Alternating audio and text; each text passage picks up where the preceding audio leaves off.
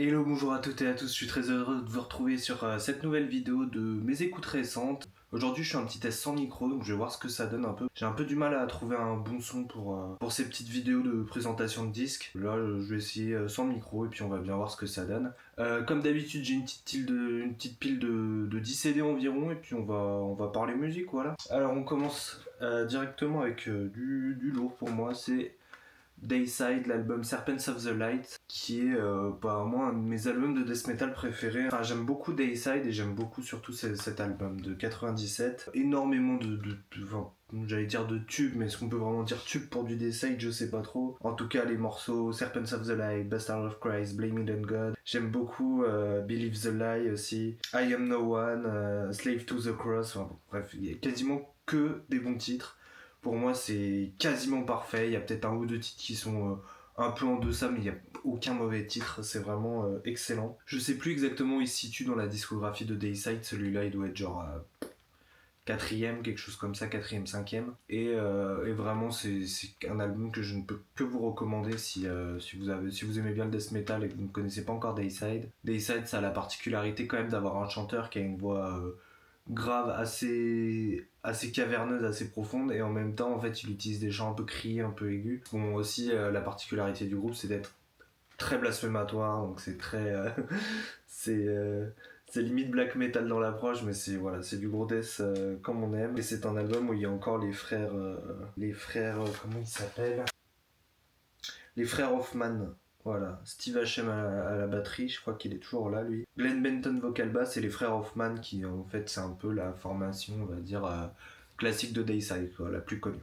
Ah, pour montrer qu'il n'y a pas que du power sur cette chaîne, j'écoute un peu de tout, mais j'aime beaucoup le power. Dark Funeral, leur premier album The Secrets of the Black Art, of the Black Arts plutôt, qui est alors ce CD là que j'ai, c'est une version russe que j'avais chopé sur Discogs il y a un moment quand je voulais compléter ma collection de Dark Funeral. Et voilà, en fait moi j'aime énormément Dark Funeral, surtout pour les albums Aterra Totus Sanctus et Angelus Exuro Pro Eternus, quelque chose comme ça. Et c'est vraiment des albums que j'adore. Il y a aussi le deuxième album Wobiscum Satanas qui est vraiment, enfin là pour le coup c'est plus on va dire que les débuts de Dark Funeral c'est plus du black metal classique, et après ils ont un peu trouvé leur patte, leur son un peu et là ils sont, on va dire, sur un rythme de croisière, quoi. Ils ont leur son, ils font leur disque et tout va bien. Mais ce premier album il est quand même assez historique. Moi c'est pas un de mes préférés, mais je me le réécoute assez régulièrement parce que j'ai quand même aussi d'envie de comprendre un peu cet album, pourquoi il est considéré comme culte et tout. Et c'est vrai que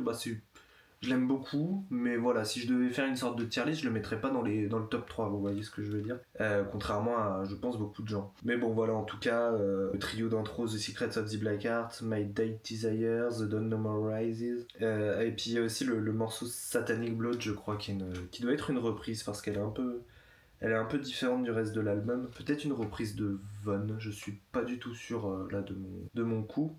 En tout cas, voilà, c'est une sorte de bootleg russe, je pense, ou alors une version officielle russe, parce que c'est écrit en russe en bas. No Fashion Records, Dark CX, le support, bon, je sais pas trop. En tout cas, content d'avoir ce petit disque russe, et d'ailleurs, je l'ai aussi en version mexicaine du label Helvet Records, qui est pour le coup un label officiel. Quand on parle de disques mexicains, souvent on pense que c'est du bootlegs, mais ils ont aussi quelques labels comme Helvet, comme Under the Bridge Records. Et voilà. Et ça pour le coup c'est plus une version double CD, voilà. On voit le label Helvet là. Qui est assez récent il me semble.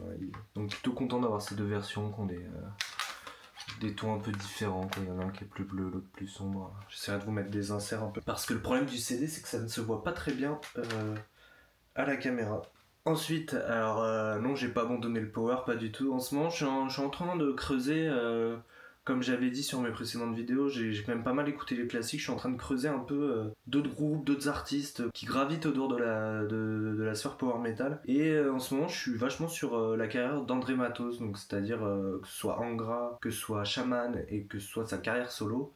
C'est vraiment un chanteur que j'aime bien écouter en ce moment. Je trouve qu'il a une super voix et c'est un peu dommage qu'il nous ait quittés en 2019, quoi. Il avait même pas 50 ans, il me semble, hein, donc il est mort assez jeune. Et je trouve qu'il avait une voix fabuleuse. Et voilà, moi je me suis réécouté le dernier album qu'il a fait avec son projet solo qui s'appelle The Turn of the Light. Honnêtement, bon, c'est pas un immense disque, hein, ça va pas être un essentiel du genre, mais je tiendrais quand même à souligner le morceau Gaza qui est vachement beau. C'est une sorte de balade un peu triste, un peu mélancolique, et puis ça touche quand même à l'actualité en ce moment, donc voilà, c'est un morceau qui me fascine assez en ce moment. Et voilà, donc André Matos, paix à son âme, et puis voilà, moi je suis en train de me réécouter sa carrière solo. Il a fait 3 disques sur André Matos, il en a fait 2 chez Shaman, et en fait j'ai découvert il y a pas longtemps qu'avant André il avait un autre groupe qui s'appelle Viper, je crois, un truc comme ça. Donc j'ai hâte de découvrir un peu tout ça, ça peut être très intéressant, et voilà, André Matos, The Turns of the Light, qui est sorti en 2012. Ensuite, je me suis écouté quand même un peu de grindcore. Ça faisait longtemps, je me suis écouté, quand on pense au grindcore, le principal groupe qui vient à l'esprit c'est Napalm Death, c'est carrément un album de Napalm Death. Et Napalm Death, on va dire que c'est, voilà, donc déjà Utilitarian de 2012 aussi également, donc en même temps que The Turns of the Light d'André Matos, même si musicalement ça n'a pas grand chose à voir. Mais que dire de ce disque, super disque, une pochette qui est top, enfin des morceaux qui sont super. Je me souviens, c'était il y a une dizaine d'années, ça devait être en 2013 ou 2014. J'étais allé à la Fnac, et en fait je commençais un peu à découvrir le métal, hein. J'étais déjà pas mal sur le thrash là, du Big Four, j'écoutais pas mal de heavy. Et je découvrais peu à peu le Black and Death. Je savais qu'il y avait un genre qui s'appelait le grindcore, qui mélangeait un peu de punk avec du métal extrême, voire du death metal et tout. Donc je savais que Napalm Death avait créé le truc, et à la Fnac je vois un album de Napalm Death qui était en bradé mais à 3€ quoi. Donc pour ceux qui vont à la Fnac, vous savez que 3€ en disque à la Fnac, ça relève quasiment du miracle quoi, on va pas se mentir. Et franchement du coup je me le prends, c'était leur dernier à l'époque. Et je me suis pris une énorme claque dans la gueule. Enfin, franchement, j'adore ce disque. Et Napalm Death, pour le coup, ils ont une discographie qui est très très vaste, qui est très grande. Il y a beaucoup de disques, il y a beaucoup de membres qui sont passés, hein. Les membres du premier album sont différents. Il n'y en a aucun qui a survécu au changement de line-up. Et en fait, de tout ce que j'ai écouté de Napalm Death par la suite, pour moi, il y a rien qui a atteint le niveau de celui-là. Pour moi, c'est leur meilleur album. Et de loin, on va dire que c'est beaucoup moins... Death dans l'approche, c'est plus punk et ça rentre dedans quoi. Je recommande les morceaux vraiment Errors in the Signals, Quarantined, Analysis Paralysis aussi que j'aime beaucoup, qui je crois a un clip, je me cours peut-être, mais en tout cas je trouve Analysis Paralysis c'est un peu le morceau le plus accessible de l'album. Vous me direz ce que vous en pensez, mais voilà, Utilitarian avec une super pochette. Alors ouais, pour le coup je découvre un peu des nouveautés dans le power, mais je me réécoute aussi les anciens, hein. Angra, le 5e album, The Temple of Shadows. Temple of Shadows, il n'y a pas le The. Une édition limitée avec un DVD derrière. Le DVD qui contient le Rebirth World Tour, donc un live à Sao Paulo que je me suis re-regardé d'ailleurs il y a quelques semaines. Et franchement c'est top. Après le départ d'André Matos, il y avait un gros poste à pourvoir, et je trouve qu'Edu Falachi a fait un super travail, on va dire vocalement. Je trouve que c'était un frontman qui a beaucoup moins de prestance qu'André Matos, hein. Il y a même une vidéo où le guitariste Kiko Loureiro se fout un peu de sa gueule en l'imitant. Je trouve ça assez drôle, mais en tout cas ce gars-là a une super voix, et je trouve que ça c'est vraiment un classique du genre. Un album qui est marqué par un concept. Alors il me semble que c'est autour d'un templier ou quelque chose comme ça, quelqu'un qui part en guerre sainte, un thème qui est assez propre à Angra d'ailleurs, et également aussi qui est marqué par pas mal de guests, un Kayan Sen sur Temple of Hate, il y a le chanteur de Blind Guardian qui vient aussi prêter sa voix sur un morceau, et aussi je pense à un artiste brésilien là, qui doit être très vieux maintenant, qui a plus de 90 ans, qui s'appelle, si je dis pas de bêtises, Milton Nascimento, qui est apparemment un gros artiste, hein, vraiment, qui est très connu là-bas. Il a prêté sa voix au groupe sur le morceau Late to Redemption, qui est un super titre, et qui je crois d'ailleurs est rejoué dans l'album live des 20 ans de Angels Cry, avec du coup Fabio Lione, c'est beaucoup d'infos, Fabio Lione au chant, donc l'ancien chanteur de Rhapsody, ce qui fait qu'on a quand même pas mal de versions qui existent de ce morceau, et voilà, donc en tout cas je trouve que c'est super. Peut-être qu'un jour je ferai une vidéo sur cet album, en parlant en fait de ce qui se passe dans les paroles, en fait en parlant de l'histoire, parce que c'est vrai que nous en France on est déjà plutôt frileux avec l'anglais, et même quand on parle anglais, moi perso je me débrouille un peu en anglais, mais je prête pas attention aux paroles quoi. Et forcément en fait on rate des choses sur l'écriture musicale de morceaux, donc ça pourrait être intéressant de faire une vidéo par exemple sur qu'est-ce qui se passe dans cet album concept Temple of Shadows d'Angra, qui est sorti en 2004 sur Replica Records. Ensuite on va revenir 30 ans en arrière avec je sais pas si vous connaissez Black Sabbath, de Black Sabbath. Vous avez des disques comme ça dans votre discographie que vous avez pour des vertus plutôt historiques, on va dire. Cet album, il faut l'avoir écouté, je pense, pour essayer de comprendre un peu tout ce qui s'est passé après. En tout cas dans le métal et même dans d'autres styles musicaux, parce que Black Sabbath, ils ont influencé énormément de choses. Mais voilà, moi la période Ozzy Osbourne de Black Sabbath, c'est pas une période que j'écoute tous les jours, c'est pas une période dont je suis hyper fan, mais quand je m'en écoute un, c'est toujours un immense plaisir, et là je sais pas pourquoi, je me suis dit tiens, je vais me réécouter ça, et voilà, super pochette, et en fait, pour être honnête, je l'ai écouté un peu de manière distraite, parce que c'est vrai que les morceaux on les connaît au fur et à mesure, et du coup le cerveau prête un peu moins d'attention quand c'est pas de la nouveauté, et on va dire, bon voilà, les gros classiques Black Sabbath, The Wizard, NIB, et en fait là, je sais pas pourquoi, j'étais en train de bosser, j'écoute ça, et puis c'est le morceau The Warning qui m'a attiré l'attention. Donc voilà, j'ai pas grand chose à dire de cet album, c'est 1969 ou 70. 70 je vois. Et voilà, ça fait partie d'une série de remasters où...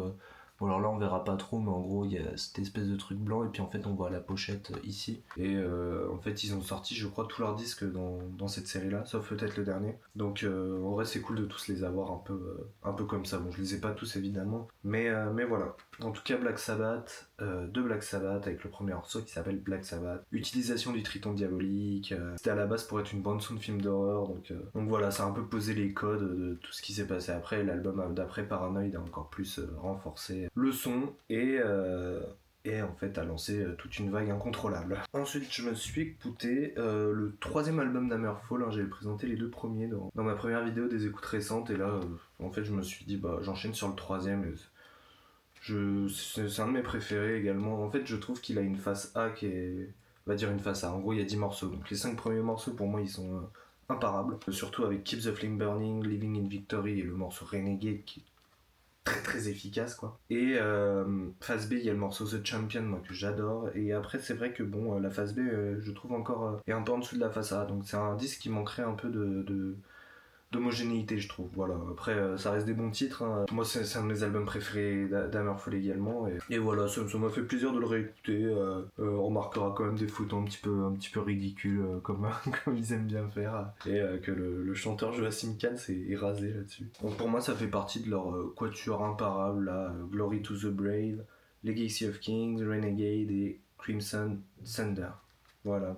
Et après, j'aime un peu moins ce qu'ils ont fait, même si, voilà, je trouve que y a des disques qui sont un peu sous-estimés. Je trouve qu'Infected est pas mal, je trouve que Revolution est pas mal, et je trouve aussi que leur dernier est vraiment bon. Donc voilà, Hammerfall, c'est pas du tout un groupe qui a lâché des classiques, puis après qui est en pilote automatique. Je trouve qu'ils ont vraiment des choses intéressantes par la suite. Donc, il faut écouter et se faire une idée, mais c'est vrai que c'est difficile d'attendre des albums de ce niveau qu'ils ont fait à leur début, parce que historiquement c'était important ce qu'ils ont fait, quoi, de remettre un peu du metal old school au goût du jour en signant sur Nuclear Blast. Voilà, bon bref. Hammerfall, Renegade.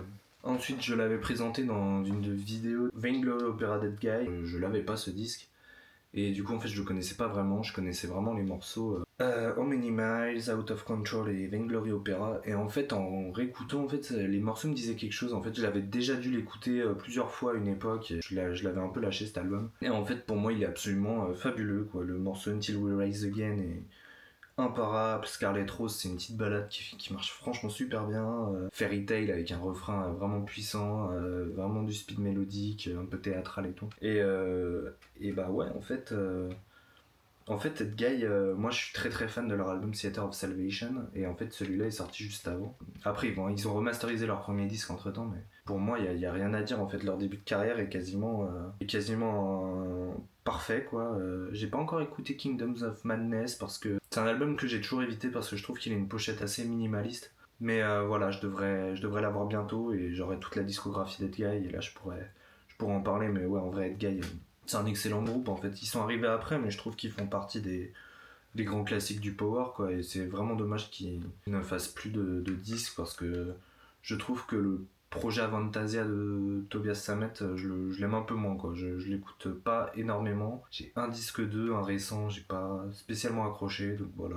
J'aimerais bien qu'Ed Gay revienne, mais a priori j'ai regardé leurs réseaux sociaux, leur page internet, et il y a rien de nouveau. Il y a pas de concert de prévu, rien du tout. Donc peut-être que les mondes se sont un peu brouillés ou quoi, je sais pas trop encore. Mais bon, en tout cas, réécouter cette pépite, ça fait pas de mal, et vraiment Vainglory Opera, un excellent disque de l'époque, quoi. De 98. Je suis pas un gros fan des albums live, j'en écoute pas des masses. Mais s'il y a un truc que j'aime bien, c'est les bootlegs. Parce qu'en fait, c'est des enregistrements live, mais où ils trichent pas trop. Donc il n'y a pas eu trop de retouches studio normalement. Il y a un peu un côté où le chanteur se lâche dans ce qu'il dit, où il y a un côté assez naturel, voilà, je trouve. Et du coup, en fait, je me suis écouté un bootleg de Pantera que j'avais chopé à Barcelone il y a un moment, qui s'appelle alors Live 1993 Vulgar Display at Newport. Donc en fait, j'étais allé à un disquaire barcelonais, je commence à regarder, il avait pas grand chose, et il me fait attends, t'inquiète, j'ai un carton. J'ai un carton avec un peu plus de hard rock metal, si tu veux. Je fais ouais, je suis chaud. Puis là, il me sort un carton, mais rempli de bootlegs, quoi. Bon, après, ils étaient chers, donc j'en ai pris qu'un.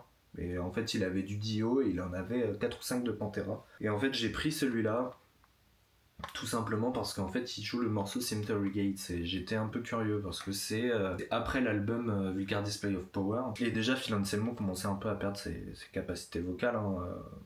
Il chante bien, il gueule bien, mais en fait il arrive plus à atteindre les sons aigus qu'il faisait comme sur Cowboys From Hell. Et en fait moi j'étais curieux, je voulais savoir si sur le morceau Cemetery Gates il allait faire le combat entre la guitare et la voix à la fin, et en fait ils le font pas sur le live, j'étais un peu déçu. Et voilà, en fait c'est un live avec beaucoup d'intensité. Phil Anselmo gueule bien, hein, c'est vraiment, c'est vraiment quasiment tout le temps crié, même les parties chantées. Et au bout d'un moment dans le concert il dit bah on revient bientôt avec un nouvel album qui va être encore plus violent et tout, et bah oui c'est vrai qu'ils ont continué dans cette voie là avec Fabric Driven. Donc voilà, c'est assez intéressant, je trouve que c'est un live qui est un peu cool, c'est un live en Angleterre et tout, donc il parle à son public anglais. Je sais plus ce qu'il dit exactement, comme ça fait longtemps que je vous ai pas vu, etc. Enfin bref, pour moi les bootlegs c'est vraiment des petits objets qui sont cool à avoir, surtout quand ils sont faits par des fans comme ça. Et sinon je pense que c'est assez cool d'en faire soi-même pour soi, quoi, pour sa collection. Souvent il y a des fans qui mettent des enregistrements sur internet, si on a de quoi graver des disques et tout, et de faire ses propres bootlegs, d'imprimer l'image et tout, ça peut être sympa. Après bon voilà, c'est du temps et c'est de l'argent, mais mais voilà. Et sinon énorme album, hein, enfin énorme bootleg avec voilà les gros classiques, Most for War, This Love, Domination. Holo, il me semble qu'ils font que la partie beaucoup plus brutale de la fin, ils font pas du tout la partie un peu balade. Raise, Heresy aussi que j'adore. Bon voilà, bref. Pantera, un groupe que j'adore, que j'écoutais énormément avant, que j'ai un peu lâché. Mais quand j'en réécoute, c'est toujours avec plaisir. Et enfin, je vais finir avec un petit Gamma Ray. Au final, il y a eu quand même pas mal de power. Je me suis réécouté To The Metal, qui est leur avant-dernier album, qui a dû sortir vers 2010, quelque chose comme ça. C'est ça, ouais, 2010, et enregistré en 2009, en décembre 2009. Que dire de Ziz? Bah écoute, moi j'aime beaucoup ce qu'a fait Gamma Ray sur leurs 2 derniers disques en tout cas. Je connais moins bien la discographie, on va dire, entre Power Plant et To The Metal. Cet album il se démarque quand même par une espèce de... comment dire, il est très varié en fait. Il y a plein de morceaux qui sont des ballades, ou des morceaux super speed, ou des morceaux un peu plus hard rock, ou des morceaux un peu plus power, grandiloquents. Il y a un peu de tout, il y a à boire et à manger. Franchement, tout est bien fait pour moi. Il y a une invitation du fameux Michael Kiske sur le deuxième morceau, All You Need To Know.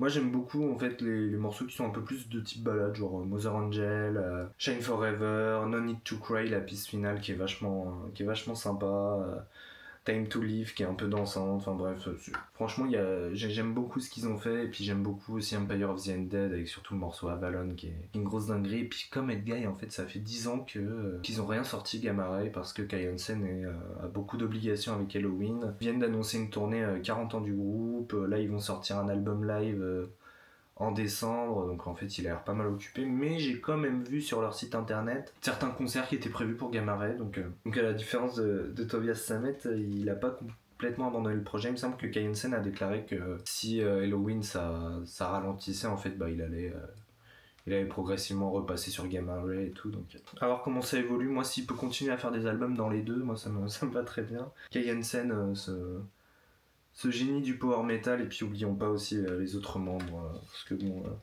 il y en a marre un peu de tout le temps citer le chanteur, guitariste, frontman, Dan Zimmerman à la batterie.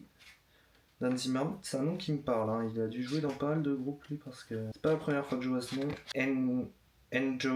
Enjo Richter à la guitare, voilà. Je vous les montre.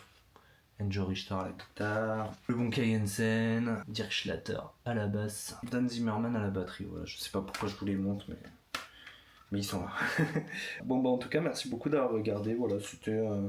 Encore une fois, je vous montre pas tout ce que j'écoute parce que parfois il y a des disques où j'ai pas grand chose à dire, et puis parfois on va dire que j'aime pas trop parler de disques que je ne connais pas bien, donc je préfère me mettre des disques, en tout cas de vous présenter des disques que j'écoute un minimum pour vous donner un avis là-dessus. Et puis voilà, n'hésitez pas à me dire ce que vous en avez pensé, de mettre un petit like, de mettre un commentaire si vous avez bien aimé, si vous connaissez certains de ces groupes, que vous avez un album préféré là-dessus ou quoi. Moi ça m'intéresse toujours de parler musique avec d'autres gens qui apprécient ça.